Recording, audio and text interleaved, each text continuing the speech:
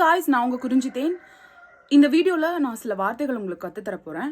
So இந்த வார்த்தைகள் எல்லாம் கற்றுக்கிறதுக்கு முன்னாடி இப்போ தான் புதுசாக என்னோட சேனல் பார்க்குறீங்க அப்படின்னா சப்ஸ்கிரைப் பண்ணிக்கோங்க. அண்ட் இதில் நான் லேர்ன் பண்ணிக்கிற விஷயம், கான்டெம்பரரியாக நான் லேர்ன் பண்ணிக்கிற விஷயத்த நான் உங்களுக்கு ஷேர் பண்ண போகிறேன். ஃபர்ஸ்ட் திங் என்னென்னா த சாட்டரிங் கிளாஸஸ். கைஸ், ஃபேஸ்புக் காலத்தில் முன்னாடிலாம் வந்து ஃபேஸ்புக்கில் நிறைய அரசியல் சண்டைகள் நடக்கும். எல்லாரும் என்னோட ஒப்பீனியன் இது, உன்னோட ஒப்பீனியன் அது, இது தப்பு, இது சரின்னு சொல்லிட்டு ஃபேஸ்புக்கில் தன்னோட கருத்துக்களை போடுவாங்க. அண்ட் தென் யூடியூப்ல வந்து வீடியோஸ் அப்லோட் பண்ணாங்க. இப்போயும் வந்து இது என்னோட பொலிட்டிக்கல் ஸ்டாண்ட், இது என்னோட பொலிட்டிக்கல் ஸ்டாண்ட் அப்படின்னு சொல்லிட்டு பேசிக்குவாங்க. ஸோ பொலிட்டீஷியன்றவங்க வேற, இப்படி தன்னோட கருத்துக்களை வெளிப்படுத்த ஆசைப்படுறவங்க வேற. இவங்களுக்கெல்லாம் பேர் த சாட்டரிங் கிளாஸஸ்.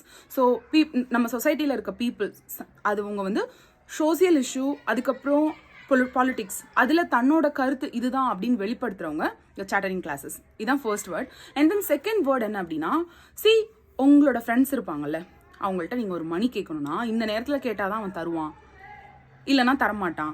இல்லை ஒரு விஷயம் டூர் போகிறதுக்கு பெர்மிஷன் வாங்கணும் வீட்டில் அப்படின்னா ஒரு பர்டிகுலர் டைமில் கேட்டால் தான் அவங்க ஒத்துக்குவாங்க, இல்லைனா ஒத்துக்க மாட்டாங்க அப்படின்னு நீங்களே ஒரு ஃபிக்ஸ் பண்ணுவீங்களா ஒரு time.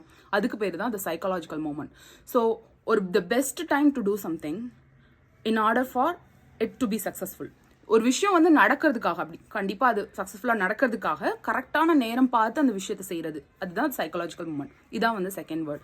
And then third word என்ன அப்படின்னா, ஆல்ரெடி நான் உங்களுக்கு வந்து ஒரு வீடியோ போட்டிருப்பேன். த ஹேட்ஃபுல்னா யார்? த ஹேட்ஃபுல்ன்றவங்க வந்து அன்கைண்ட் அண்ட் அன்பிளசண்டாக இன்னொருத்தவங்கள்ட்ட நடந்துக்குவாங்க.